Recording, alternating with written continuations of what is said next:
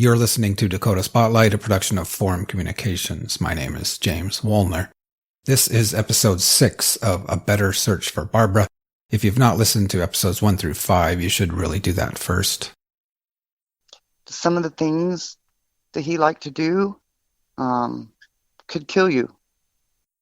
He enjoyed choking and suffocating me and my sister. He thought that was cool. You grew up with Stacy Warder. He was 3 years older than you. Yes. Do you think it's possible that he murdered Barbara Cotton? Oh, yes, sir. Oh, yes. I'm all positive that he did. When my mom said she was missing, that's the first thing that popped in my head.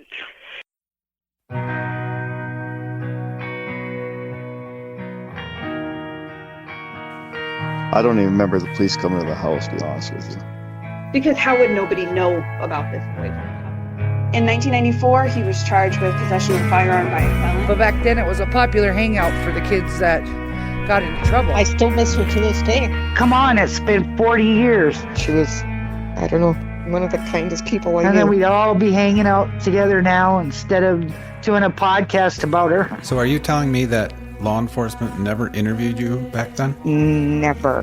Her boyfriend watched her walk to Recreation Park, which is 5 blocks from her home.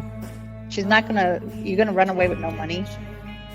But mostly gentle and kind is what I remember about her. And I feel guilty that we didn't do enough early on. Standing at the corner of Main Street and 4th in Williston, North Dakota.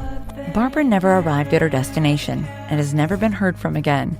I don't remember them asking any questions, and that's just the part where she was always chalked up to be a runaway. It's all right, sir. It's good for me to get this out, and if I can help that family, I sure hope I did. I hope I did some good. Welcome to the most unpolished episode of Dakota Spotlight ever. I interviewed Williston PD just a couple hours ago, and I know you're all waiting, so here we go.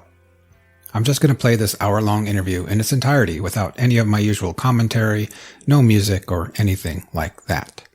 By the way, all that stuff I had planned for episode 5 that got pushed forward, that is still not included here, although you will hear a little bit about it in this interview.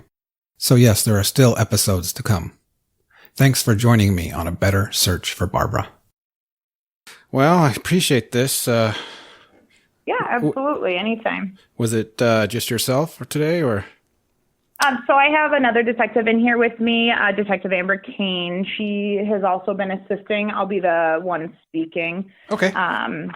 There's just, and obviously I'll talk about it a little bit more, but there's just so much data. It's just impossible for one person to kind of be responsible for remembering everything. Totally get that, and we so much appreciate this. Yeah. And I can hear you pretty well. Sounds like the audio is fine. So I'm recording now, and so I guess do you want to just introduce yourself in 2 sentences or something? Yep. So my name is Danielle Hendricks, and I am a sergeant detective for the Williston Police Department. I've been here for, probably, I think, since 2012. And I am one of the ones that is, there's 3 of us in total that have kind of retaken this case and kind of just going back through everything. Got it. Yeah. So I think, I'm coming from the perspective of my podcast, and on Friday, have you listened to the podcast? Yep. So I haven't gotten through all of it, but I have listened to a few of the episodes. Okay. So on Friday, anyway, I interviewed Stacy Warder's sisters, who in no, uncertain terms claimed that their brother was absolutely, in their opinion, capable of killing. And I think, like, as a jumping off point here, the thing the thing we're most curious about is this aspect of Stacy Warder, and was he cleared or not? Is it, if you could tell us, just the whole, as much as you know about the Stacy Warder aspect. I mean, my questions here are, did you, yeah, do you know where I'm coming from here? Yep. So I kind of want to backtrack just a little bit, because I feel like, I know I went through your list of questions, and I know there's so many of them, and I feel like if I take a step back, we can kind of clarify a couple of things. So interrupt at all if you need. You know, the three of us started really diving into Barb Cotton the end of 2019, early 2020. And it's Lieutenant Dan Deary, myself, and Detective Amber Kane. Okay. And the first step for us in this, you know, was really bringing all of this case file into a workable, you know, document. Okay. You know, it's not like a homicide case where we go to, you know, 2 years ago and we were there and we were on scene and we can specifically tell you our personal recollections. You know, this is almost 40 years of data. I wasn't even born yet when this happened. Right. I was going to ask you that. Yeah. So, you know, to go back and try and, you know, stem through so much data is really a huge task. And, you know, records management system back in the 80s is so much different than what it is now.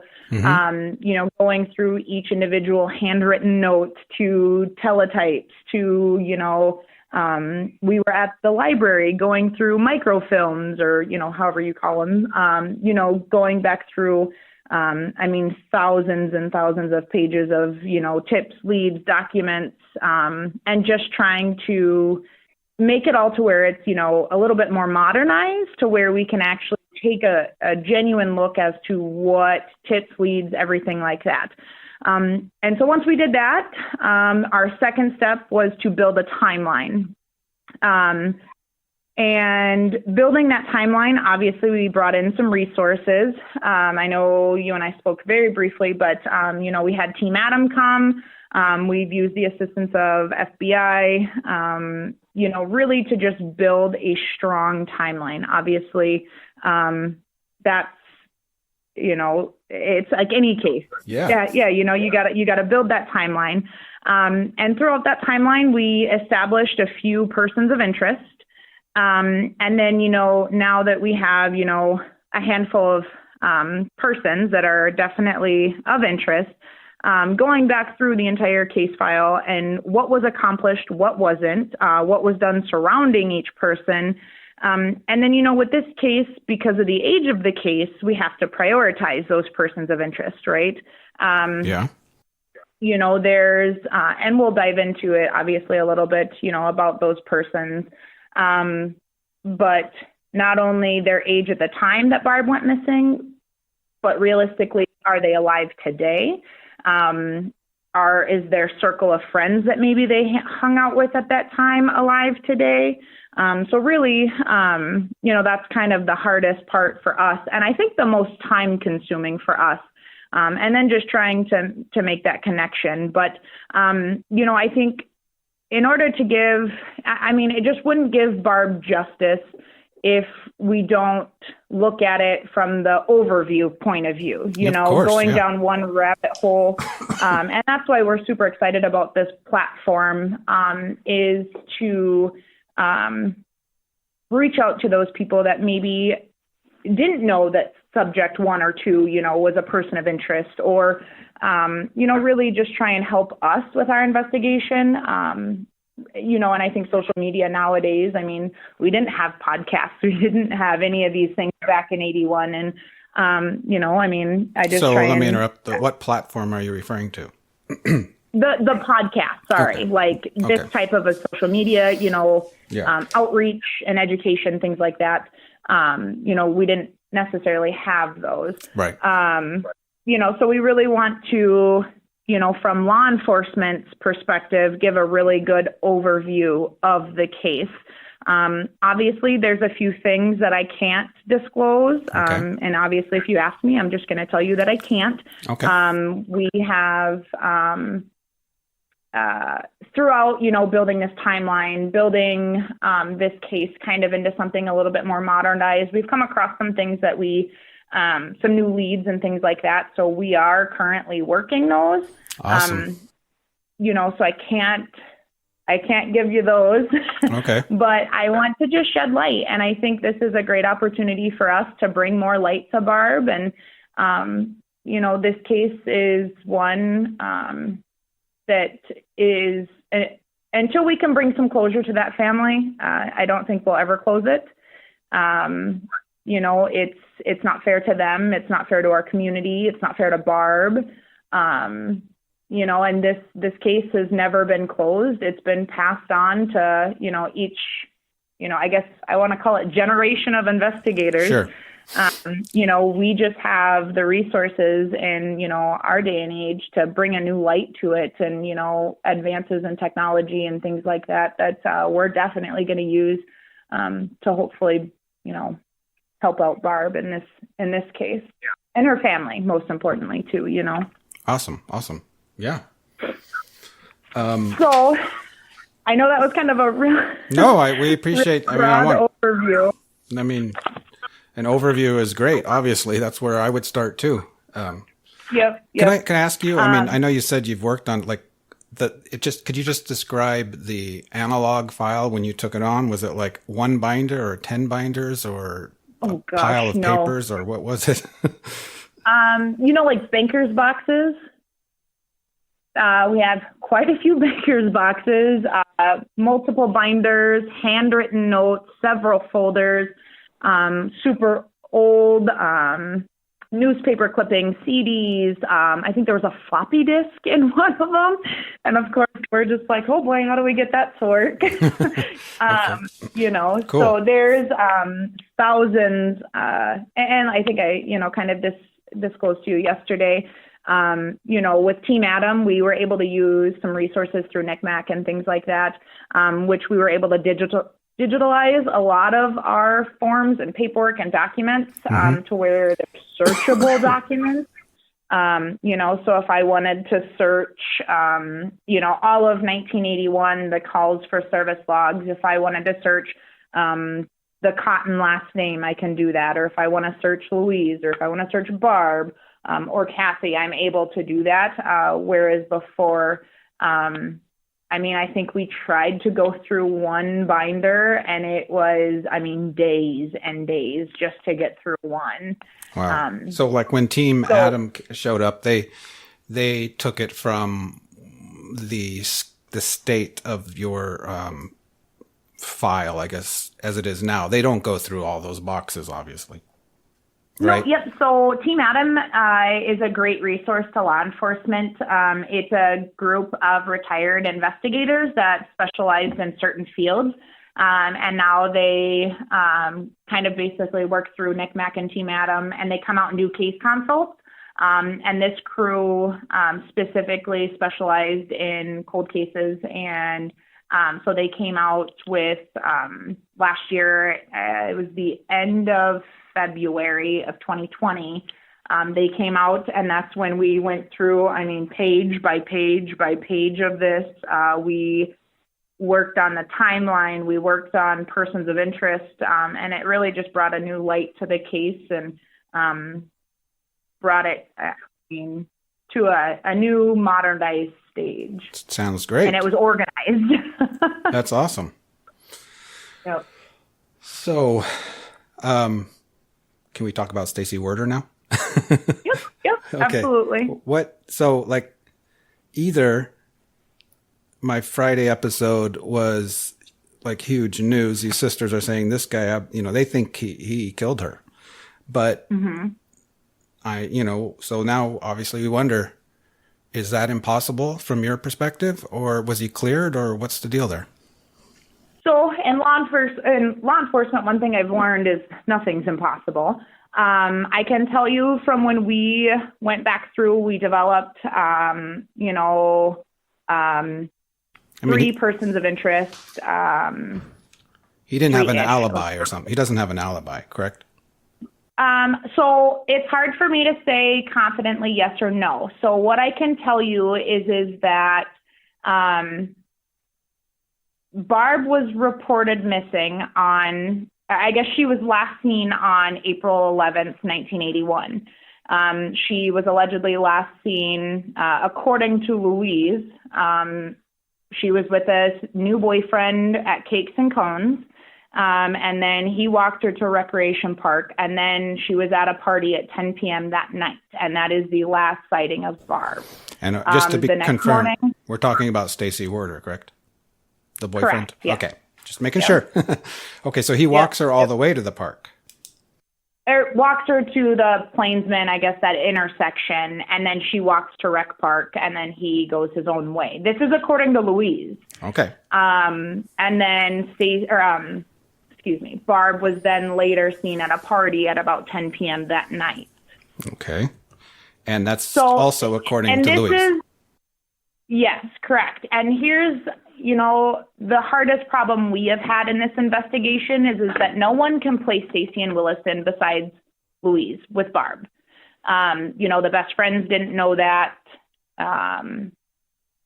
Nobody had knowledge really of who she, it was a shock to people that they thought she had a boyfriend. And according to I don't know if you want to call it rumor mill or speculation or hearsay, Stacy allegedly worked in the oil field. But Louise reports he was a dishwasher at Cakes and Cones. That's completely new. Yes. And I wanted to read you the original call for service. And this is straight from April 12th, 1981. So this is the original report that came in on 4/12/1981 at 15:56 hours. Okay. And this is what it says. Call from Louise Cotton, of her address, she lists it, reporting that her daughter Barbara has not come home since yesterday. She is a 15-year-old, lists her date of birth, brown hair and eyes, small build, wearing a tan short jacket and blue jeans.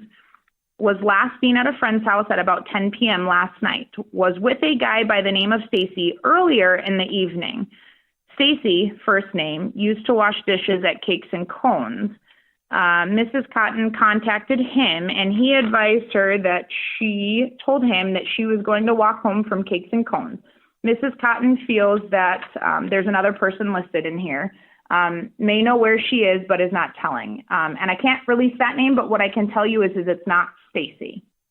So this third person, do you think that person is the person I've been referring to as a friend who, we don't know if there was a dinner now, but at Cakes and Cones, my story has been, she had dinner with, I'm thinking Stacy, but maybe he was working. We don't know now, but then this third person has been a big mystery for us. A friend. We've been trying to figure out, was that Barb? I can Louise? tell you that it's not a mystery. Okay. We cannot confirm the dinner. I don't know. Yeah, that's fine. Where that information came from. No, and I think this is all just, everyone's recollections, and, this is almost 40 years ago, Yeah. Just and when I talk about what I can confirm and what I can't confirm, I'm solely talking about, the documents in front of me, the people we have talked to, the information that we have received. I'm not saying that it's not true. Right. Maybe we just don't have that information. I just don't know where that information came from. Okay, I think I might have misunderstood you. This third person, so Louise said in the initial call that this other person might know where she is. Are you saying that you can't tell us who it is, or you can also not confirm that that person existed or something, if you understand my question? So this is the same person who she was with at a friend's house at 10 p.m. the night she disappeared, allegedly. And Louise Cotton had concerns that this person was kind of like knew where she was but wouldn't tell Louise. I just am not releasing that person's name at this point.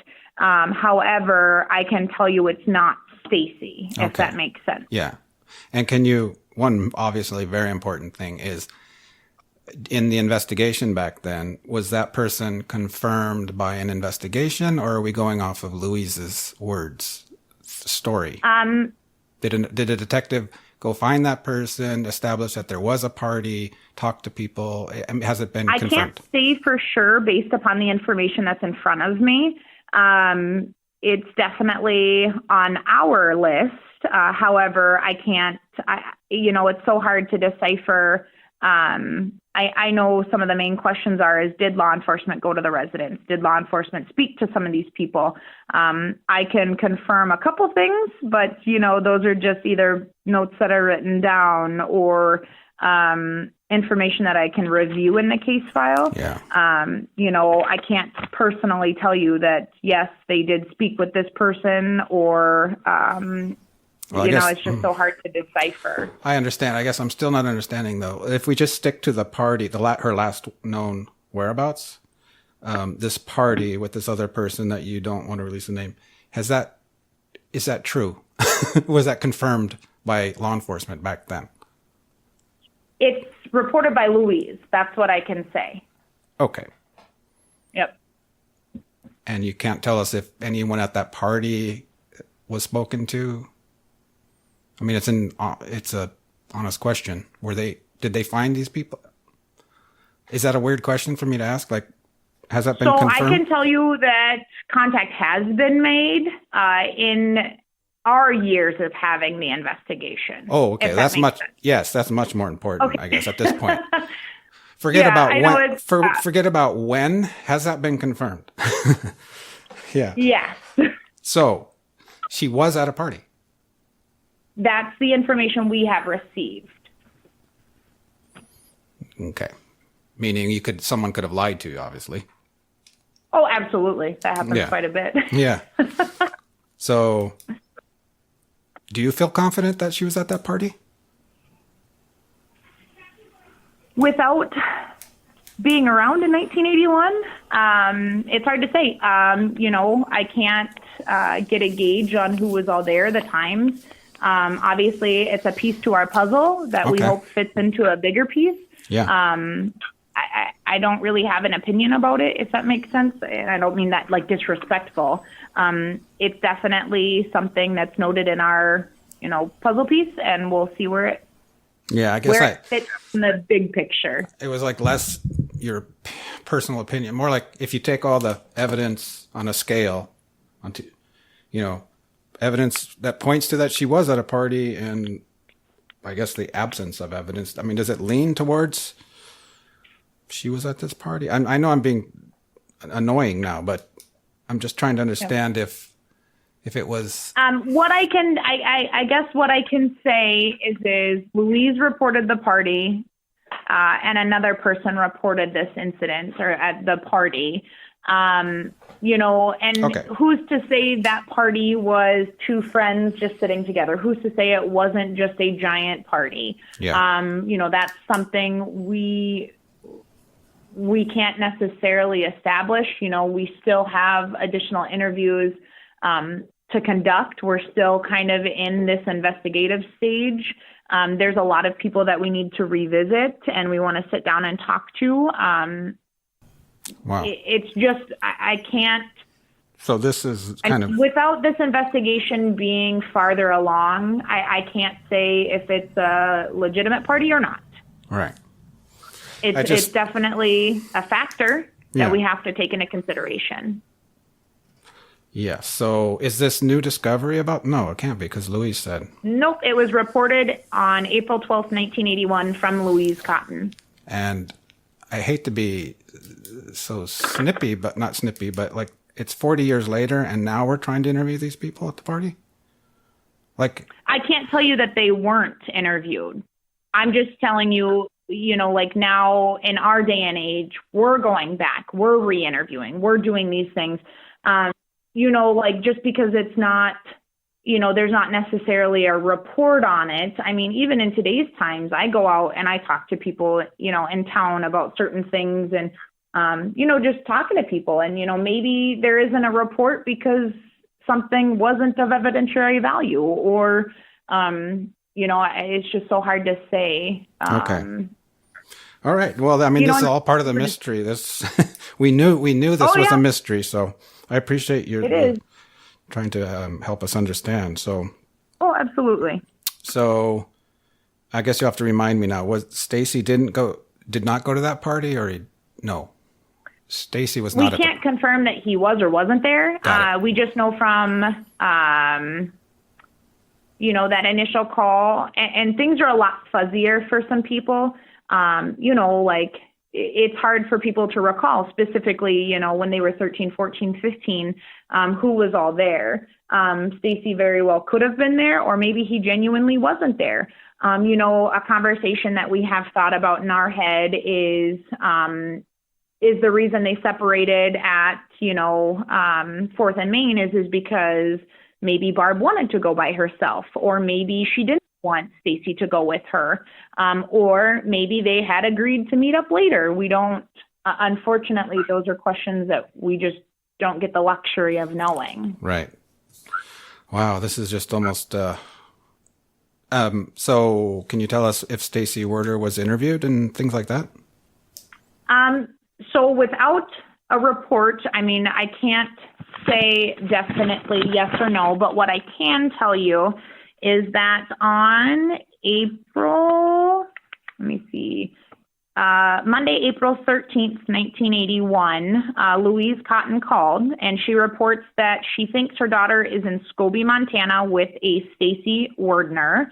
They might be in room 205 at Pioneer Hotel. Law enforcement responded, and all that's documented is his received word that the girl is not there. And that was on the 13th of April? Correct. Monday, so the day, just 2 days. After she was reported missing. So Stacy's in Montana already. Wow. Interesting. And that was Louise. Allegedly, yes. Allegedly. According to Louise, yes. So again, it was Louise looking for information and passing it on to law enforcement, right? Wow. Yep. Interesting. And she wasn't there, so we know that much. Mm-hmm. And I don't know that Stacy was there. I can't confirm that from this report. It's a call for service report. It's not like a detailed document.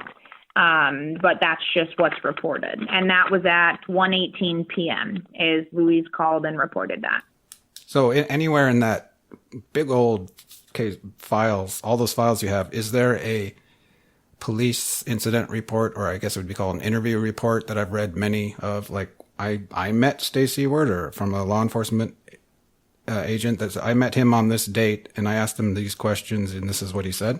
Or did he? Not that we can find within the documents. Well, I guess the other important thing is it says somewhere on the internet, it's a few days later, a missing persons case is opened or whatever. How did that play out? So police report was filed, and that on Sunday the 12th, I think it was, Sunday, April 12th, Keys, KXMD, KUMV was notified. On April 17th, an article was posted in the newspaper, girl reported as missing. Barb Cotton, 15, a resident, to list the address, has been reported missing. She was last seen Saturday, April 11th, describes her, what she was wearing, her weight, her height, and then anyone with information, please call police or Louise Cotton. Wow. Okay. And,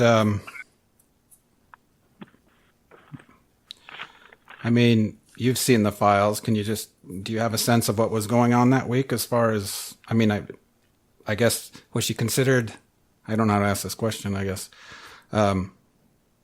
I'm getting a little flustered here, like what to ask you next, unless you can sort of just explain for us. No, you're fine. I can talk a little bit about it. Like what was going on?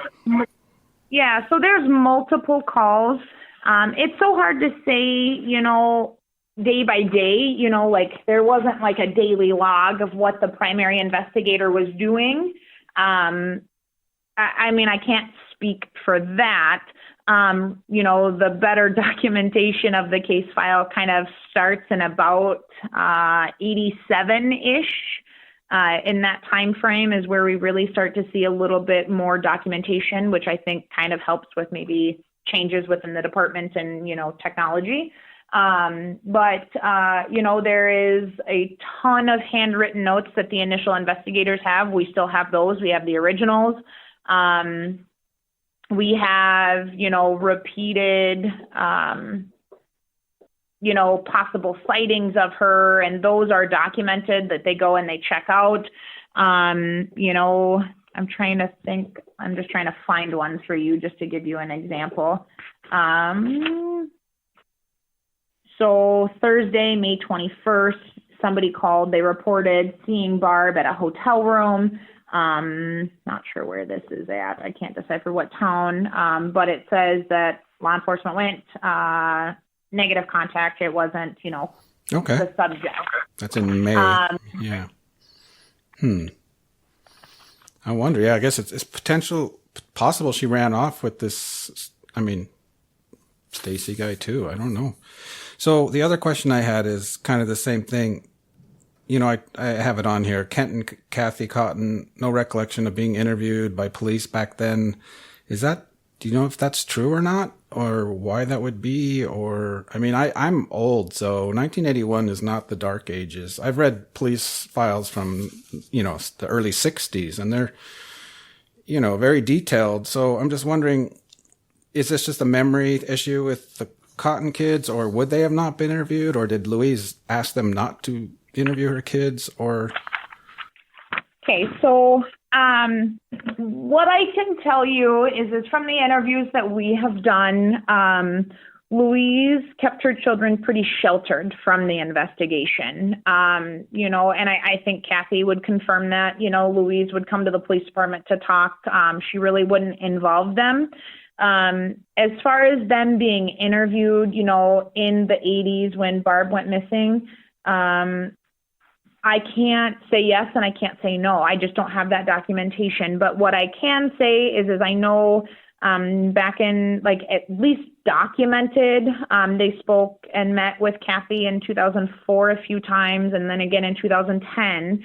Not saying that at the initial time when Barb went missing, it's really hard to say yes or no. I know Louise, she kept the kids pretty sheltered from the investigation. I know Kathy had told us that, her and Kent would want to go knock on doors, and Louise would not let them. I know Kathy mentioned, after Barb went missing, I would say the general strictness of Louise pretty much kind of tightened up quite a bit, which is, I think, a normal reaction to any mother who had a child go missing. But definitely kept the kids pretty sheltered from the investigation is my, we understand. We understand it was a long time ago and there's a lot of documents. To your knowledge, has any documents in this case ever been shredded or destroyed? No, we have the original handwritten notes from 1981. Somebody would call in. So I guess an easier way of asking that question is: are there any records of the kids being interviewed back then? Because you said you can't say there was, or that you can't say there wasn't. But isn't the absence of the record indication that they weren't? No, not necessarily. I go out and I talk to lots of people. even in today's age, I'll be out looking for a witness to a crime, and maybe my crime happened, it's an injury accident at 2nd and 11th, and I go and just kind of canvass and talk to people. I don't necessarily do reports on all of that until I find somebody who's got the information, if that kind of makes sense. And I don't want to say that because it's not there, it wasn't done. That's never at all my intention throughout this. It's just, it was a different time then, and record management system is just different now. Yeah. True. That's true. Do we know if Stacy Werder was staying at the Plainsman Hotel, or do we have any idea? No, I have no idea where that information came from. Okay. Fair enough. I think it's just probably, I have no idea An either. assumption. Yeah, for sure. I think it's an appropriate, This one's going to upset. I'm sorry. This one might upset the family, and I apologize. Was Barbara ever looked at as a potential prostitute? Nothing in my records. I don't think we really had. I can't speak for 1981, but in our case, since we have kind of reevaluated this case, absolutely not. That is not a even an avenue we've gone down. I didn't think so either. I just had discussions with people, like she walks to a hotel with some guy she hardly knows. I just wanted to at least ask the question.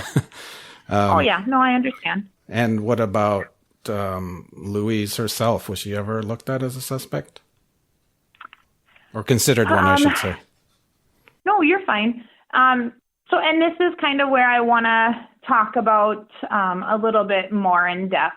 So, in any case of a homicide or an assault or, anything like that, it's pretty common. And I think everybody knows this if they've watched 48 Hours or, The Vanished or something. We always look at spouses, significant others, boyfriends, girlfriends, and then family. I can tell you that Frank was and is a person of interest. Okay, we need to explain that because I haven't actually explained for my listeners that there were other siblings, but they had actually, I think there were 9 children in all. So Frank is the older brother, not Kent, who we've heard from in the podcast. So Frank was born in like 49 or something. He's a lot older than them, right?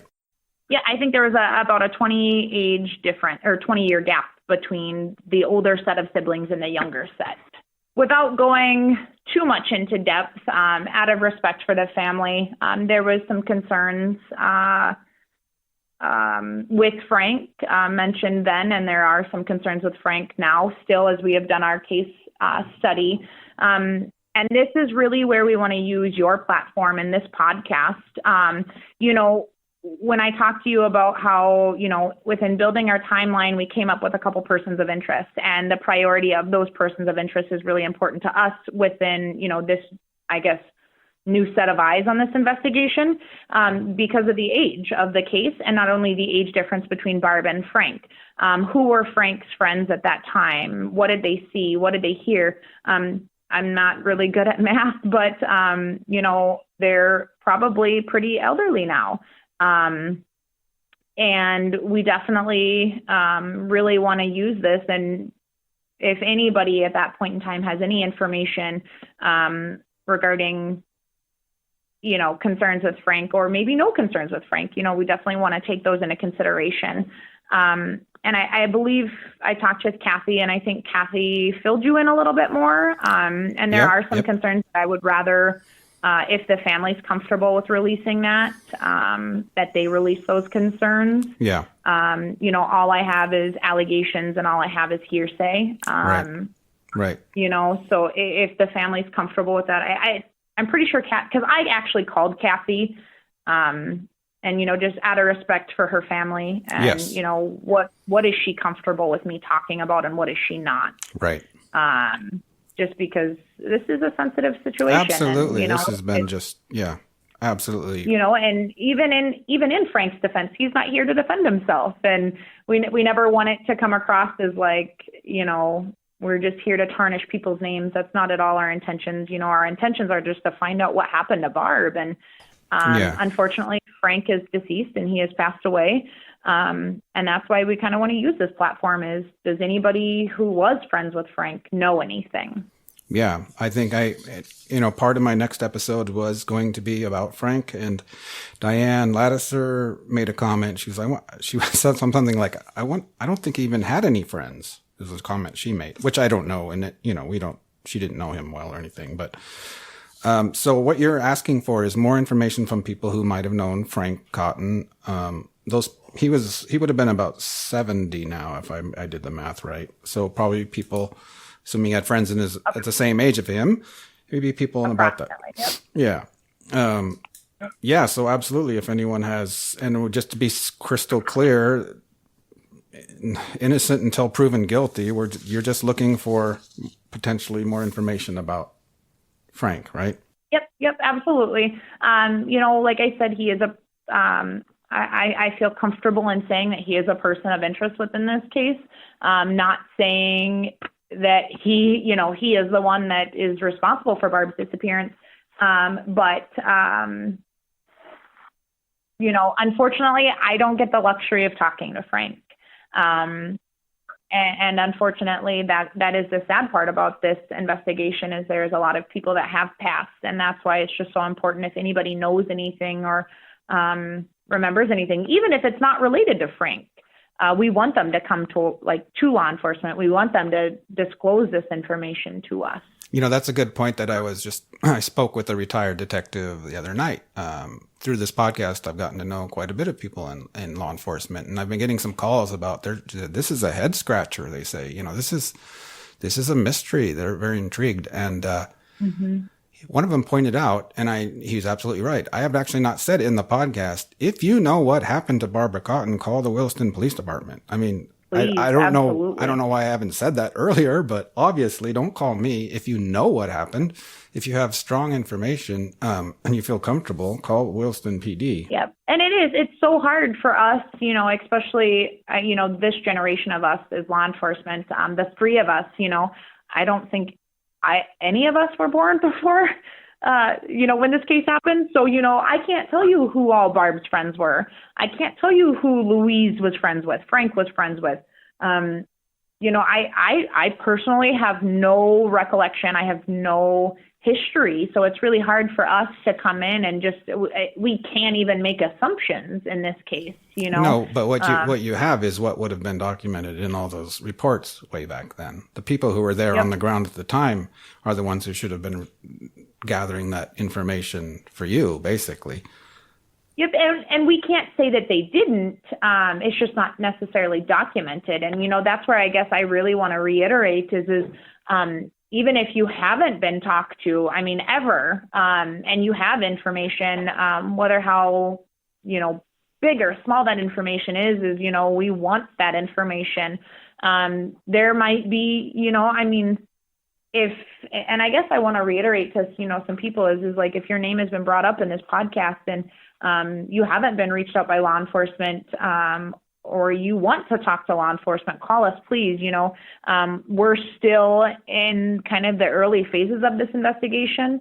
I mean, granted, we've been working on it for, you know, since the end of 2019, but there is a astronomical amount of documents here for us to try and get through. And, you know, we're just kind of chunk and chewing each, you know, as we can. And plus, all three of us have full-time caseloads, and like Lieutenant Deary is gone right now for 3 months. So it's just Detective Kane and I, so there's so much. Any chance I could come in there and look through everything for like 2 months and take that off your hands? If you go to the academy and you become a detective, I would gladly you let you come in. Well, sometimes I feel like I already have the ability to do that. I mean, I would be. Oh, absolutely. I mean, and you know, in your platform and what you do, I mean, you have a special skill set, and that's, you know, where it's so nice for us as law enforcement to have resources like you and your skills and your ability, and to really just work with each other. And, you know, I'm not going to close you off to coming and looking at everything right now. I mean, it's not a solid answer. We just have some more things that we want to do, but that's definitely not off the table. I mean, we could discuss that for sure at a later date. I know there's just a lot left that we need to do. Yeah. So I got some questions. So a lot of things came to me this morning. I'll just throw one at you here. A tip I got this morning. It's not really even a tip, but I think it'll just be fun to tell you the kind of things I hear. A guy emailed me this morning and said that, and I'm just curious if this rings a bell. I wrote it down here. Do you recall anything in the information about some guy impersonating a police officer right in Barbara's neighborhood, possibly riding around on a bike? He had a badge and he thinks a gun, and this person might have killed himself around that time and lived in the area. Is that just anything you've ever heard Did before? he kill himself in Williston? Is that what the assumption is? Yeah. Okay. No, that is nothing we have. So, I mean, stuff like that, I mean, send it our way. We have we have these things that we have created since we have redone this case file just to make it more into a workable document, and they're lead sheets. And so any information that comes in, it gets put on a lead sheet, and we just go through and start crossing these leads off of our list. And, you know, we absolutely, that's the first I've heard from that. And Amber is shaking her head. No, she hasn't heard that one either. And then another one that's really confusing me is, I can't get a straight answer about this, but I've been told that again, Stacy Werder, there might have been a suicide note, and then I've been told like the police don't want this suicide note to come to light. Is that crazy talk or? Well, if somebody has the suicide note, we'd love to see it. What I can tell you with Stacy is it's difficult. Detective Kane actually is the one who was kind of tasked with following up with Stacy in Montana. We confirmed that he did pass away in the jail, apparent suicide, just a few months after Barb went missing. But we also have, a different side of things because we were really curious, in the initial call for service, Louise doesn't know Stacy's last name. And then 2 days later, she's got a last name and she reports the incident, the hotel in Montana. And then we find these handwritten notes from, it looks like September 1st. It might be August 1st or September 1st. I can't tell if the 8 is an 8 or a 9.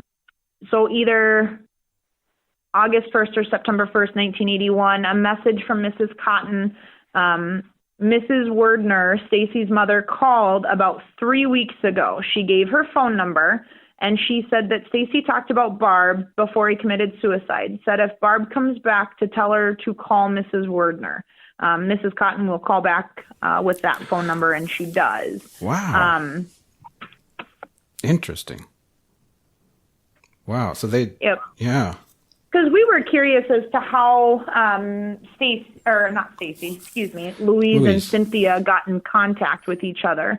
And I know back when we were kind of really first, early 2020, we started doing some research to try and get in touch with Cynthia. And obviously we found out that she had passed away. Yep.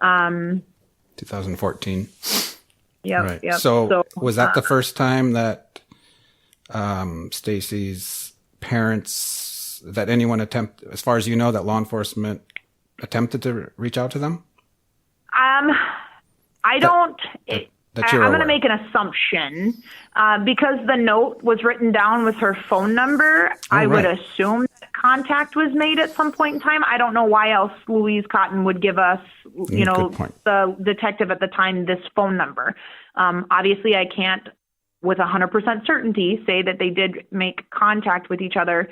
But I just, with these notes and stuff, I mean, obviously he had the phone number. And just for me to be a pain in the butt again, the reason you can't confirm it is because if I assume he called them as well. I mean, that's why you got the number, but he just didn't write it down. I mean, that just. And it was just different times then. I'm not even gonna, I don't think it was though. I mean, I hate to be such a pain, but why? What was so different in 1981? I mean, that's when you worked with paper. I read documents from '76. Milton Weiss down in Wishick. I mean, completely, very detailed and reports. It was, smaller department, and we, the '80s was the first boom here. So I don't know what their call volume was like. I don't know, how busy they were. Mm-hmm. I understand your perspective. And unfortunately, I also don't have the luxury of speaking with the few investigators that had this early on for the first 10, 15 years. They have all since passed. And, the investigators that I have talked to in the past that did have their hands on this case, it's hard because they weren't there either. So, I think I'm so old. So for me, 1981 is yesterday. For you, it's like I wasn't born yet. For me, it's like when I think of 1949 is how you think of 1981 probably. So, but I can tell you it wasn't. I mean, we had typewriters. we knew how to document stuff. So I don't. Yeah, and it surprises me. And I just want to be really clear, like my role in this isn't to quarterback, the faults. I want to just, what can we do better moving forward is really what I want to focus on. And, I mean, that's fair enough. We want to find out what happened to Barbara, not. Yeah, absolutely. And it is, I mean, to say that, the first couple months when we were all sitting down and going through this, I mean, it was it's a lot. Yeah. So there's so much documents and, documentation here. And, who's to say we have all the boxes? I mean, we assume we have all the boxes, but what if something did get, set aside, or, I can't say yes or no. I feel like I have an enormous amount of stuff, but I'm not the original investigator, so I don't know what's missing and what's not. Right. Okay. No, we understand, and I appreciate your patience with my questions. It's just sometimes frustrating to feel like the most obvious thing. But you have a point with the call load. What was going on in 81, how big the department was. Last week I started to feel like I couldn't keep up with everything that was coming in, because even though I've said on the podcast, please email me at dakotaspotlight@gmail.com. Everyone wants to send it through Facebook Messenger. And it was just, before I knew it, I was pretty much overwhelmed trying to keep up. And I'll have to go back now. It is. And I can... Go ahead. Yeah, I can tell you from a current investigator standpoint, I have a current caseload of, on average, 25 to 30 cases at any time. And, we're trying to balance, critical incidents that are happening in the city, and this case, and, everything else. Just as a whole, I know the stressors of an investigator, and I would imagine, and this is just me being super honest, I imagine they were flooded with information. A missing 15-year-old girl in our community, that just doesn't sit right. And, I can see a little bit of all the calls of the possible sightings. And, if you want to think, even years later, once we got the skeletal surveys of Barb and her dental records, every time that there's an unidentified remain of a, female that even remotely close matches Barb, we got to send all of that. We've still got to go through that. And it's a lot of legwork, I will say. And, like we had one this morning, a unidentified female. And I don't know if it came from your platform or whatnot, but somebody messaged our Facebook page and they sent us a question on a Jane Doe, basically, that was located. And we were able to, send our stuff and confirm and that it was not. Let me. Yeah. About Barbara you're talking about? Yep. So, I would say even now in 2021, every few months and we get a tip of a possible, unidentified female that's been recovered, or, remains that have been found. And we still send, her x-rays. We send her dental records. The most important thing that I really want in this case is to bring some peace and some closure to that family. I'm the oldest of 7, right? And I couldn't imagine, for 40 years losing one of my siblings, and not even that, but I have my own children, and I couldn't imagine 40 years going without never knowing what happened to my daughter or my sister or, whatever it is. And I think I'm really, I think we're just super all invested in providing Kathy and Kent, those answers and those, and even if we can't find answers, just some peace and closure. And I'm looking forward to your investigation. You're still working on things such as Frank, you said, and I'm just looking forward to you guys seeing that through, because it might bring some peace. You might be able to exclude him. I didn't warn you about this question, but that's because it came in this morning, and I'm going to word it in a way that doesn't. I've been told that somewhere in North Dakota there is potentially some human remains that you want to look into related to this case. Can you comment on that? I have no idea what that means. There are no human remains. So you're not. So are you and I'm not trying to beat around. I just genuinely don't know where that comes from. So are you saying, is someone emphasizing that we have remains, or we're searching for remains, or there is remains? Because if there is, I want to know. That there are remains, but you haven't been able to get to them yet. Potential remains. No, that is not. not factual at all. It's not factual at all. That like you're waiting for ground to thaw or something like that. No, I have no knowledge where remains are for Barb Cotton. That is, I have no... Potentially. I don't know. Okay. Interesting. Wow. Very interesting. That's good to hear, I guess. Wow. Yeah, I mean, we can talk about this. This is something I didn't want to say too much about because I thought it might actually compromise your ongoing investigation. But maybe after I stop recording... So and I don't want it to, I'm trying to think of how to word this. So there is leads and places where, since we've relooked at this case, we've got a lead sheet of lots of things that we want to do in the future. If I knew where Barb Cotton was and if I knew where her remains were, if that is the case, we would have them. There's no waiting on that. I wouldn't let, if I had confirmation if regardless of where she's at in the United States, if she is anywhere, that's not something we wait on. If I know where. Yeah, I found that strange too, that it was over a year ago, but still haven't moved on it or something. So maybe it's just inaccurate information, as there's probably a lot of that floating around now. So I appreciate you answering that in that fashion. Yep. Am I accurate if I say after this conversation, I can't tell my listeners that Stacy Werder was cleared? Or do you think he was? We can't say that either. I don't know where that information came from. As far as you know, he never was cleared. Is that what you're saying? Essentially, but then again, I don't know what that call for service at the hotel meant. I don't know if they talked to him. I don't know. From what I can tell, and even now today, we have Stacy as one of our persons of interest. Okay. Just because, unfortunately, we don't get to talk to him. We don't get to find out why. But he didn't have an alibi. He cannot be excluded, correct? That is correct. We don't know if he did provide that. Today in 2021, when we are reviewing this case, I don't see it in paper. I know Kathy had mentioned that at one point she was told that he was cleared.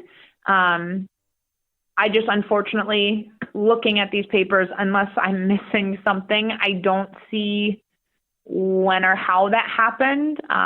If he did, okay, that's great. I just, today I can't say the same because I don't know where that came from.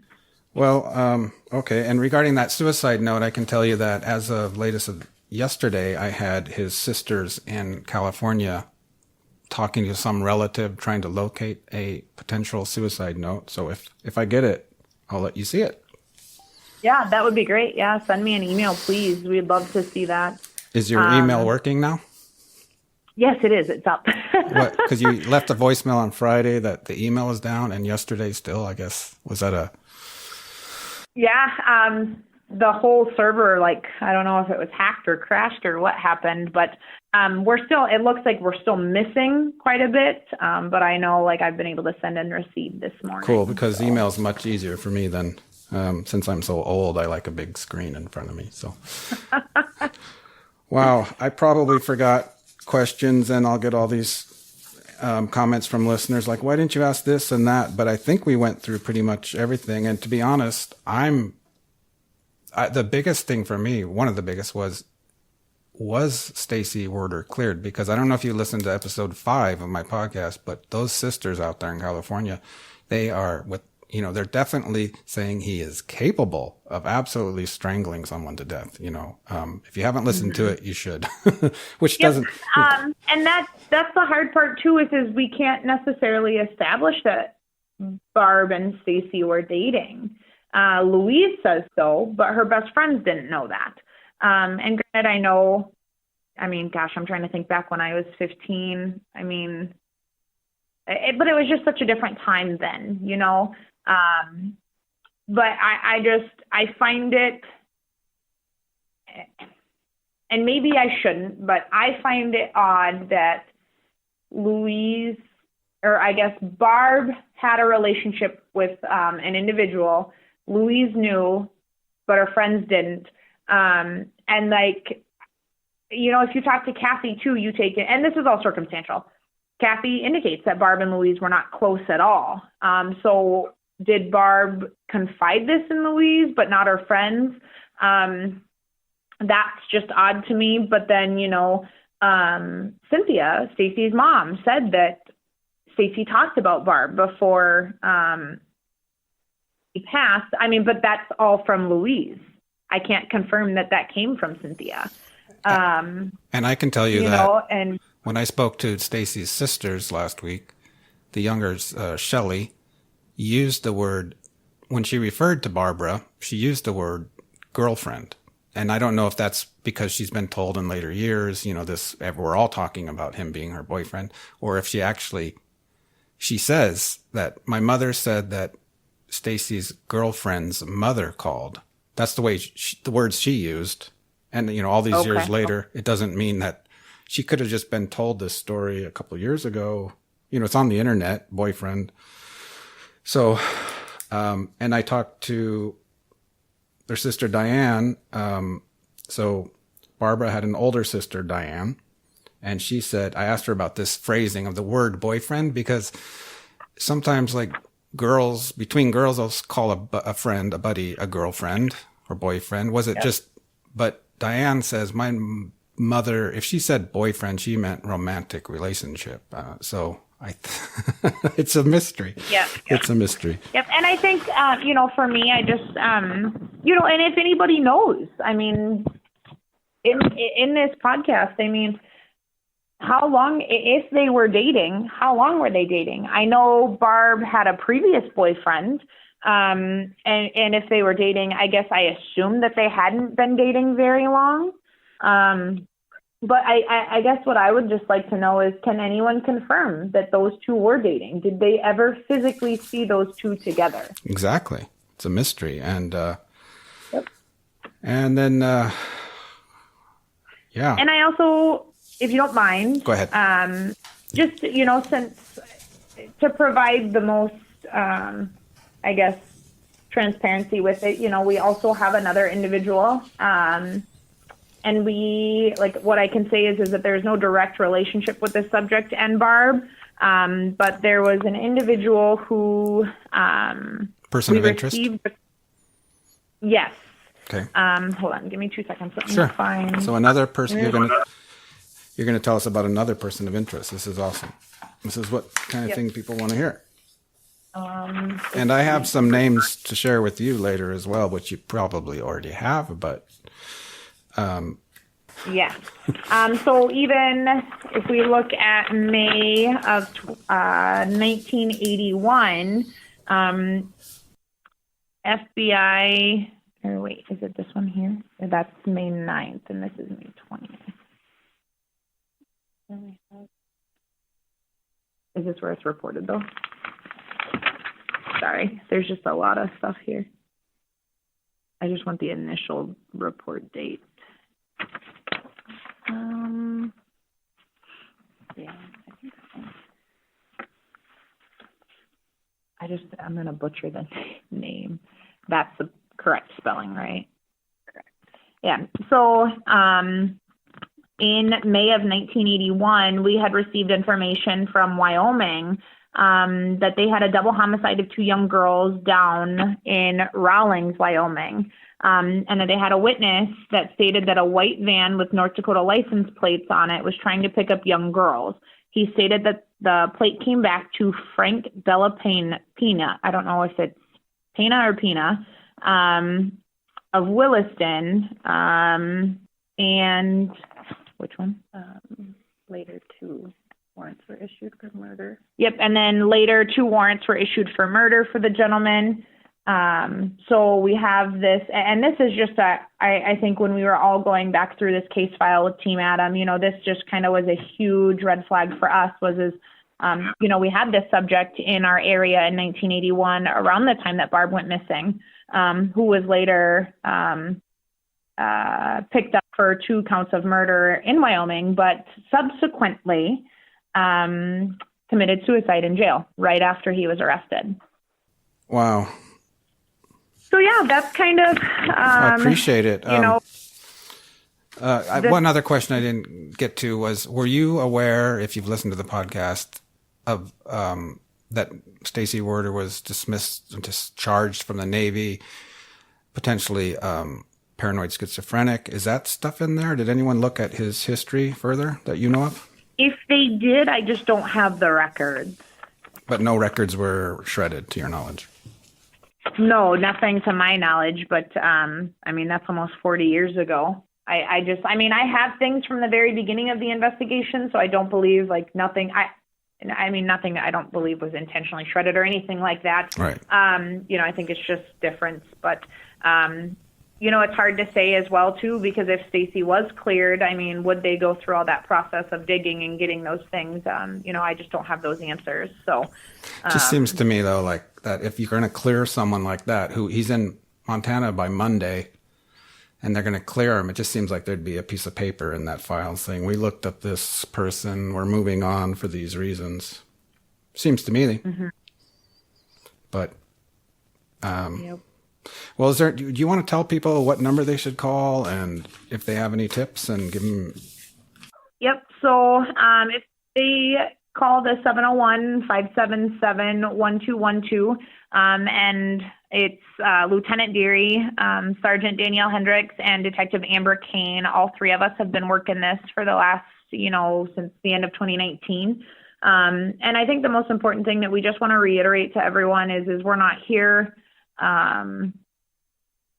to talk about, the wrongs or the rights. We're just here to collect facts and put the puzzle piece together.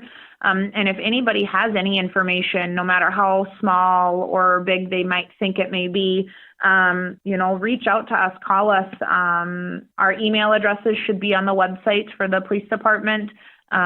We are, like I said, we all do still work other cases alongside with Barb Cotton.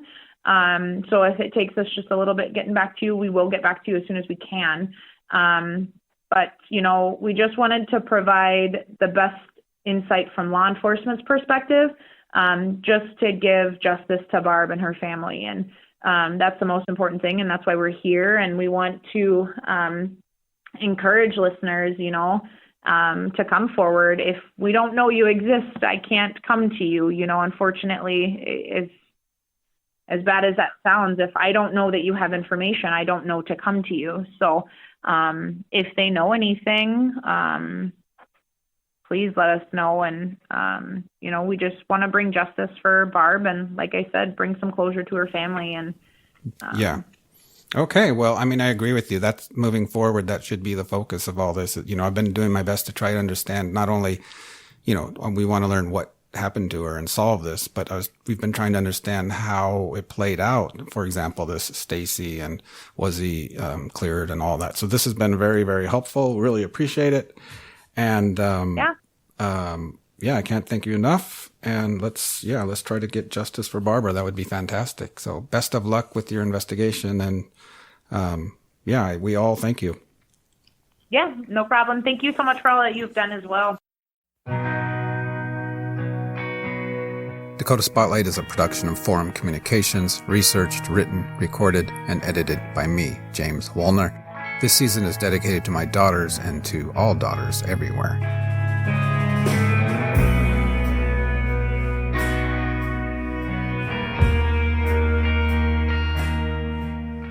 Some music in this season, including the song you're listening to now, provided by North Dakota-born, former Wishick area resident, and UND grad Isaac Turner of Kalamazoo, Michigan, and his seemingly infinite number of musical bands and projects. This band is named Wowza in Kalamazoo. We also heard a little from his bands Out and the Hollis Group. Search for Wowza, Out, and the Hollis Group on Bandcamp.com or see the links in the show notes. Thanks much, Isaac and friends. To learn more about missing kids, check out the National Center for Missing and Exploited Children at missingkids.org. To contact me, shoot me an email at dakotaspotlight@gmail.com. If you're loving this season, please tell your friends in real life and on social media, and give me a review and a rating on Apple Podcasts. And why not come and join us at the Dakota Spotlight Facebook group? Thank you so much for listening to this episode of Season 5, A Better Search for Barbara. Be safe, stay warm, and see you next time.